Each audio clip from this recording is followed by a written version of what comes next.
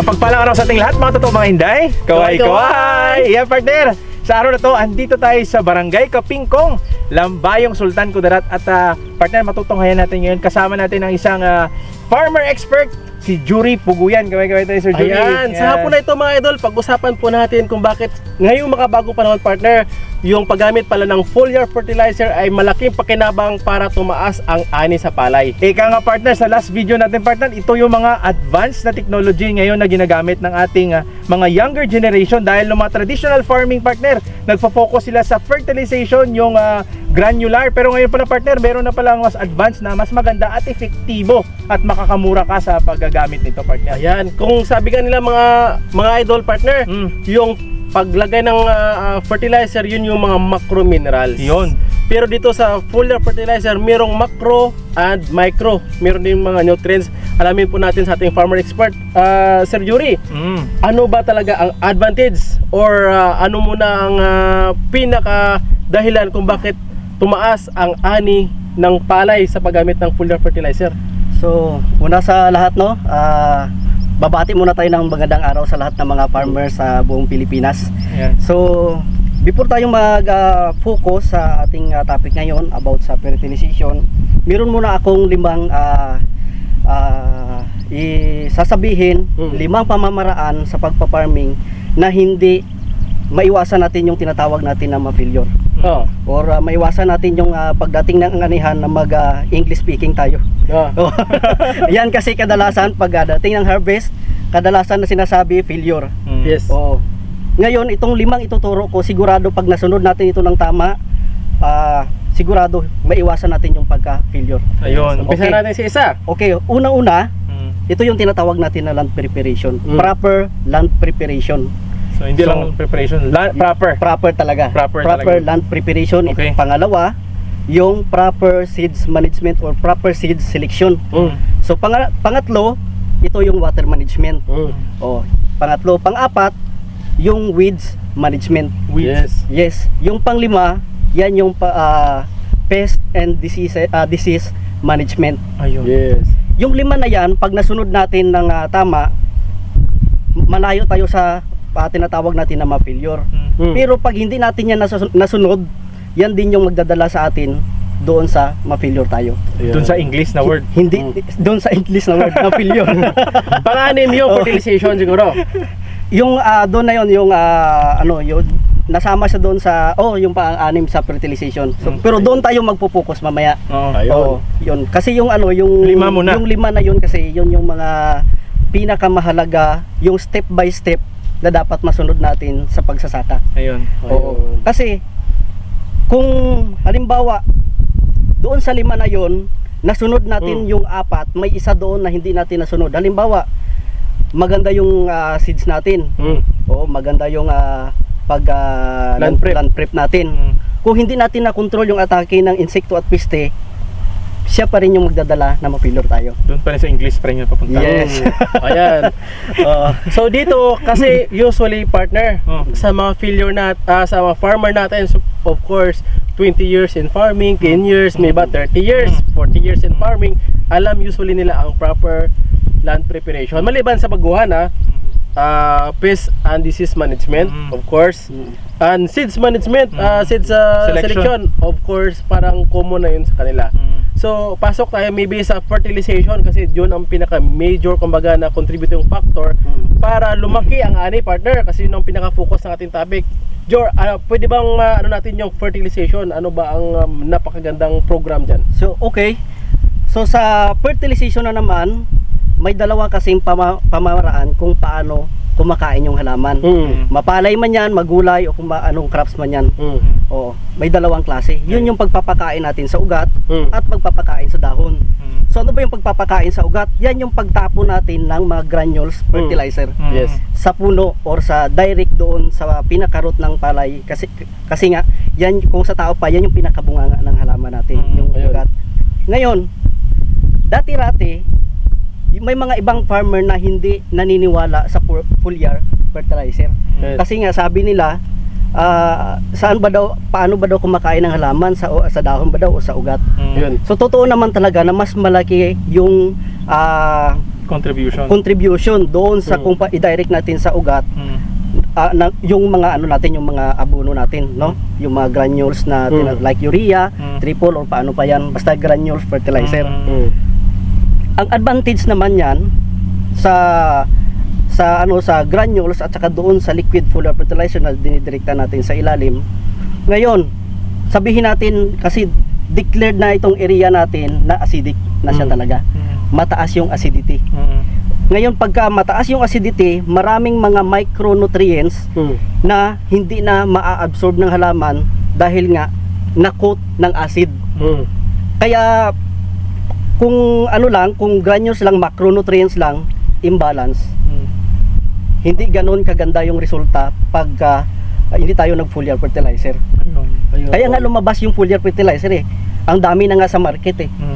Kasi nakita yung diferensya na doon sa sa granules, hindi natin maabot yung potential ng variety kung walang alalay ng foliar fertilizer.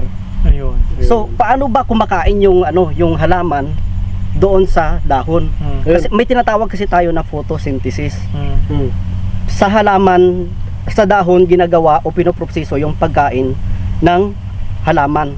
Kasi may dalawang tissue yung halaman na tinatawag natin na xylem and phloem. Yung xylem mula sa dahon, iproseso niya papunta sa ugat. Yun, kaya yun yung pag-spray natin ng foliar na dumadaan sa dahon doon sa stomata, papunta sa root system ng halaman. Yung naman, yung tinatapo naman natin sa lupa, yan naman yung dumadaan doon sa phloem, paakyat naman ng dahon. So yung pagpakain natin mula pababa, yan yung sinabi ko kanina, sa baba at sa ibabaw. So xylem and phloem. Xylem and phloem. Yan yung tissue ng halaman, diyan dumadaan yung nutrients. Hindi lang sa lupa, kundi pwede rin doon sa dahon. Ayun, partner. Scientific na yun, medyo mahirap po ng partner. Kaya expert partner eh. Actually, ganun lang ako partner. Pero yung mga xylem, phloem, kaya pero naintindihan ko lang partner, yung pag mali ka doon sa lima partner, ang failure talaga mapuntahan mo. Pero sigurado. Pero ang fertilization guide partner, ang naintindihan ko partner, yun nga, dapat mas importante din na mayroong sa itaas. May supply sa itaas talaga. Oo. So gaya nito, Sir Jury, halimbawa, ito, siyempre kanina pa tayo, napag-usapan natin yung fertilizer, tatakil natin mamaya ang application. So dito, Sir, ano ang ina-apply nyo dito? Kasi ito yung harvest na. Sige. Ito pa yung isa sa advantage, no? Dito natin makikita yung advantage, disadvantage ng hindi gumagamit ng foliar at gumagamit. Pag gumamit tayo ng foliar fertilizer, gaya nga ginagamit dito ay yung Primo Plant Booster. Ang isang palatandaan natin, yung dahon malalapad. Malalapad yung dahon. Ito. Yan, malalapad yung dahon niya. Yan. Ito yung plug lip niya na ito. Tapos, kung mapapansin natin, napakalinis. Kapag malapad yung dahon, malinis, walang sakit, makaproseso siya ng maayos ng pagkain para mapasukan itong yung pinakaliig ng palay. Kahit green pa yan, pero may laman talaga yan hanggang puno. Yan yung kagandahan ng foliar fertilizer na Primo. Ano po? So nagkakalaman hanggang sa may niya dito sa abagahan niya. Ito, ayan eh. Ito, 3 piraso lang to. Ito yung flagship. So, pagkaintindi ko partner, kung mag-apply ng Primo Plant Booster na foliar, kagaya nila Sir Jury, yung pinakaloob nito, pinakapuno, may laman. May laman yan. May laman siya. Partner. Tapos, ang kagandahan, ito, yan dulo, automatic may laman talaga yan. Pero yung iba kasi pag harvest mo walang laman yung walang laman yung sa niya, yung sa pinakailalim niya. Ito meron. So bakit nagkakalaman yan? Kasi nga green pa yung dahon. Tapos malalapad pa. Makaproseso talaga ng maayos yung palay para masuplayan yung mga panicles na walang laman. Ito yung palatandaan. Tapos ang isa pang kagandahan mga ka-farmer, itong ganitong sistema ng palay, luto na yung bunga, green pa yung dahon, 100% mabigat yan pagdating sa timbangan. Ayun. Pwede ba tayong pumasok doon, Sir? Yes, sir. Ano natin? Sundan natin. Sir Jury, ano ba yung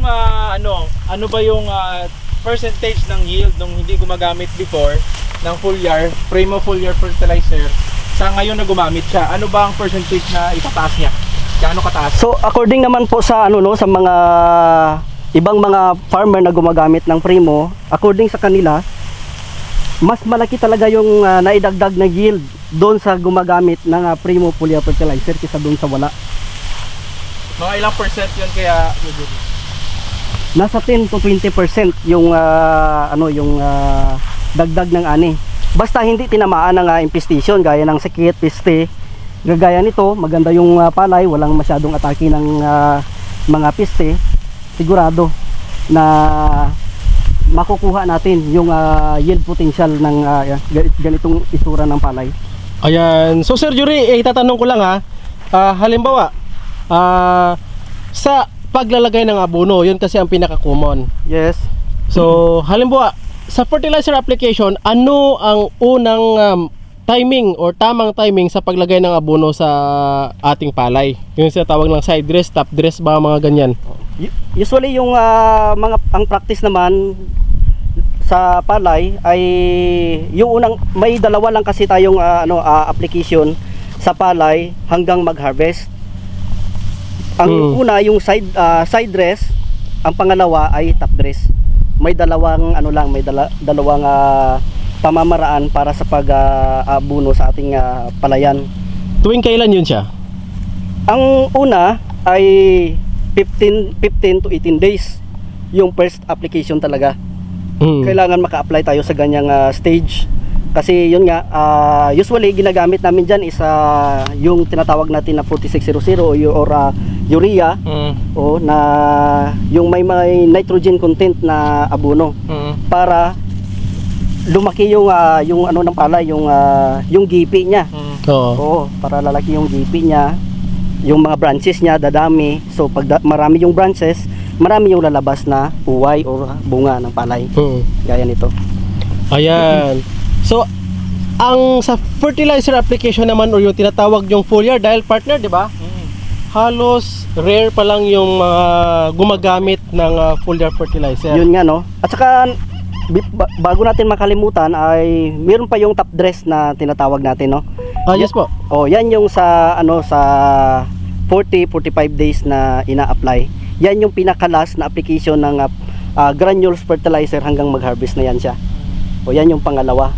Tapos doon naman sa foliar fertilizer natin, ang perfect talaga na application ng foliar fertilizer ay 15 days. Dapat hindi ka pa naka-abono. Hindi ka pa nakapagtapo ng abono, dapat naka-foliar fertilizer ka na. Bakit? Kasi pag nag-spray ka ng foliar fertilizer, 1 to 2 weeks kasi makikita mo na yung palay, yung palay natin may greening effect na. Ibig sabihin na may greening effect, tumataba yung palay. Kahit foliar pa lang yung in-apply mo, hindi ka pa nagtapo ng granules na abono, may greening effect na yung palay. Ang kagandahan nun, ma-estimate natin ngayon yung abono na itatapo natin pang side dress. Para doon sa mga farmer na nagtitipid, ito yung the best na pamamaraan para makatipid sa granules na abono. Kasi ang purpose naman natin doon patabain kaya nga nag-abono tayo ng side dress para tumaba siya, mag-green yung dahon, para maggipi, dadami yung branches niya. So sa foliar fertilizer, pag nag-apply ka, kasi sir, napakatipid kasi ng foliar fertilizer natin 1 liter natin is good for 1 hectare na yung ma-applyan niya. 1 gallon? Yes, oo. 1 liter? 1 liter? 1 liter niya. One application lang yun? Yes, sa 100 ml na dosage sa per knapsack sprayer, 16 liters. Okay. Oo, yung 1 liter natin. So matipid siya. Oo, kung nagtatapon ka ng abono na halimbawa, kung ang requirement sa area mo halimbawa 6 na sako, kung nag-foliar fertilizer ka, kung 3 ang itatapon mo sa side dress, pwede kahit dalawat kalahati lang muna. Oo, pwede mo siya unti-unti kasi makikita mo na sa dahon. Oo, ma-estimate mo na yung abono na itatapon mo kasi nga may greening effect na siya. Ayun. Kaya mapansin nga natin partner, no? Green pa yung itong dahon niya. Harvest na. Harvest na sila. The next day. So ito yung kinagandahan. Pero Jor, itatanong ko pala sana sa iyo, nasagot mo naman na din. Partner, ano ba yung tatanong na lang yung timing? Timing nga ng pag-spray ng foliar fertilizer. Yun Ano ba yung tamang oras ba? Ano ba? Oo. Meron talaga yung tamang oras. Kasi pag nag-foliar fertilizer tayo, kaya nga siya foliar kasi direct siya sa dahon, sa foliage.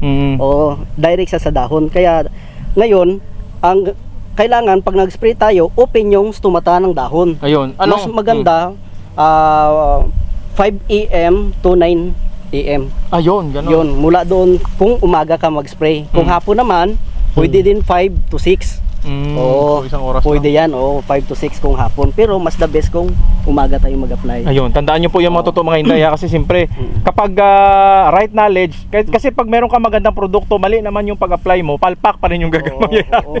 yung result. Pero Jor, di ba andun namang sa di pag-spray ng foliar, alam na natin na umaga. So pipili sila pag maganda, umaga.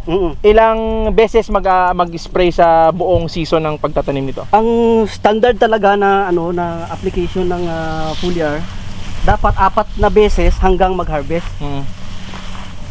Ang interval spray niyan, halimbawa, mula pagtanim ng palay, sabi ko kanina 15 days. Every 15 days. Before mag 15 days, dapat naka-apply ka na. Halimbawa, naka-apply ka na ng first application. Doon ka lang magbibilang ng 15 days ulit, tsaka mag-apply ka naman ulit. Oo. So every 15 days? Every 15 days siya. Ayun. Oo. Hindi tayo malilito kasi nga every 15 days siya magbilang ka lang mula doon sa pagtanim, pag-spray mo, bilang ka lang ng 15 days, apply naman. Tapos ang kagandahan pa sir sa foliar pwede haluan ng mga pesticides. Pwede. Pwede siya haluan, pwede mo i-mix yung insecticide mo, pwede din yung fungicide. O Okay. kaya less siya doon sa labor kasi nga isahang trabaho na lang. Halimbawa, kung halimbawa nag-spray tayo ng may yung farmer, halimbawa ako pag may makita ako ng mga peste na umatake sa palayan, siyempre mag-spray ka ng insecticide para hindi masayang yung pagod mo at saka less gastos ka. Isama mo na doon yung mga foliar mo at saka fungicide mo kung kailangan. Ayun. Walang problema. Pwede siya isabay talaga. Ayun. Every application pwede pagsabayin yung foliar at saka yung mga pesticides. Ayun. So, Sir Jury, halimbawa ako po ay isang rice farmer, baguhan lang din. Hindi ba add-ons or dagdag gastos lang ang paggamit ng foliar sa pagtatanim ng palay or sa pagpapalaki ng palay? Salamat sir, napakagandang katanungan yan sir, no? Kasi meron talaga, yung iba kasi, yun din yung rason nila na dagdag gastos lang daw. Kasi nga nag-abuno na nag-abuno ka na sa ilalim, bakit magpo-foliar ka pa? Ito kasi yung explanation niyan sa mga ka-agri natin, no? Mga ka-farmer natin sa buong Pilipinas. Yung kasi, yung granules at saka liquid na foliar fertilizer, pareho na makaka-benefits yung halaman yan at saka kailangan talaga ma-apply natin yan. May advantage lang doon sa dalawa in terms doon sa pabilisan ng epekto sa halaman. Kung granules kasi, pag natapon natin yan ngayon, 7 days pataas pa bago siya mag-effect, bago siya mapakinabangan ng halaman. Ang foliar fertilizer naman, 24 hours lang, kinakain na yan ng halaman.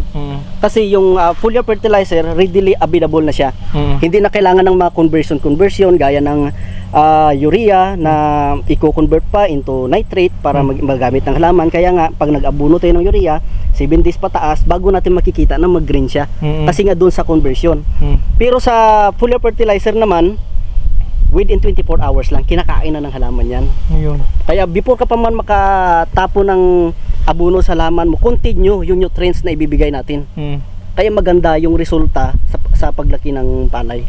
Ayun. Ayun. So yun pala partner. Ibig sabihin partner, needed talaga mag-spray ng foliar. Yes, So sir. sa mga traditional farmer kasi medyo naisip nga nila yung additional gastos. Pero kalaunan pala ito, makakales ka doon sa gastos mo. Gaya nga ng sinabi ko kanina sir, bakit kailangan talaga mag-foliar? Kasi doon sa ginagamit natin na granules, wala halos mga micronutrients na isasama doon. Macro lang kasi siya. NPK. Ibig sabihin ng macro yung NPK. Yan lang yung natatapo natin sa ugat ng halaman. Yung mga micronutrients, maliit siya kasi micronutrients, maliit siya na porsyento na kailangan ng halaman. Pero malaki yung maiaambag niya doon sa kondisyon ng halaman mo at saka sa yield. Kasi nga balanse siya Kagaya din yan ng kagaya natin, pareho natin tao, kumakain tayo ng kanin, ulam, tubig, pero nagbabitamins pa tayo. Ganon din sa tanim. Kahit may NPK na tayo na tinatapon dyan, may granules na, kailangan pa rin natin applyan ng ng foliar fertilizer or supplement. Ayun. Ayun. Partner, ito Ayun. partner, gusto ko lang tanongin partner. Kasi every 15 days yung pagsispray, Sir Jury, hanggang kailan mag-stop ng pag-spray ng foliar? Yes. Ano ang last stage nun? Ang palatandaan natin yan ay yung last application yun yung pag milking stage na ng palay. Ganito sa kabilang side. O ganito, ibig sabihin na milking stage yung nagagatas-gatas na tapos na siya sa muging tapos na siya doon sa muging stage niya o na unti-unti nagkakalaman na may gatas, may laman na yung panikil ng palay. Yun yung last application natin. Yun yung palatandaan natin. Ayan. Nasa 60 to 70 days. Ayan, sir. Ay, tatanong ko lang. Kasi, partner, maybe medyo tama nga na medyo dagdag gastos. Pero, aanhin mo naman yung maliit na dagdag gastos, partner, kung ganito naman kaganda ang mga palay na harvestin mo, di ba?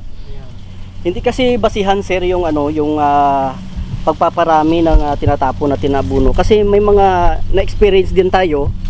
Pareho yung yung lawak ng halimbawa 1 hectare na palayan.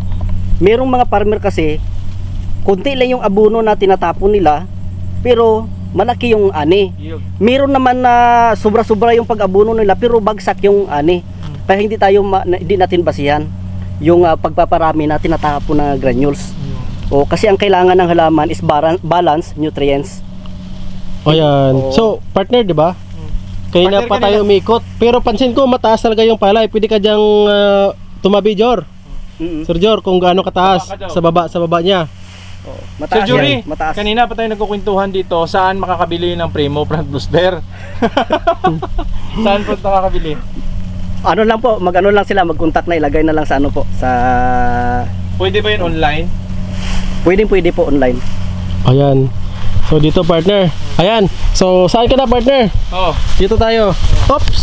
Ano ba yan? Hindi tayo nakita kasi hindi man tayo magkasya dito sa Pilapil. Pero maganda kasi dito yung nila area. Harvest na, ito na yung pinaka the best part sa Yes. mga farmers natin dahil nakikita na nila yung kanilang pinaghirapan, no? Yung pinaggastuhan, nagbigay ng effort, time talaga nandito nag-invest sila. So pakita mo na ganito tapos mahal pa, partner, 24 pesos per kilo Per dito kilo. ngayon sa Lambayong. So the best part yun, partner. Sir Jor, last na lang na question. Sa ganitong stage or ganito kagandang palay, yan, mga magkano or ilang sako per hectare ang ma-harvest natin? Estimated po natin talaga hindi bababa sa 100 sacks talaga yan per hectare. Of course. Hindi talaga bababa yan, tataas lang yan, mga 130, 150 pataas. Mga 130 to 150 and up. Oo, 130, 150. So yun. Ayan. Tapos ang kagandahan doon sa presyo talaga, yung medyo malaki yung presyo. Yan, magkano? 24. 24 pesos ang presyo ng palay.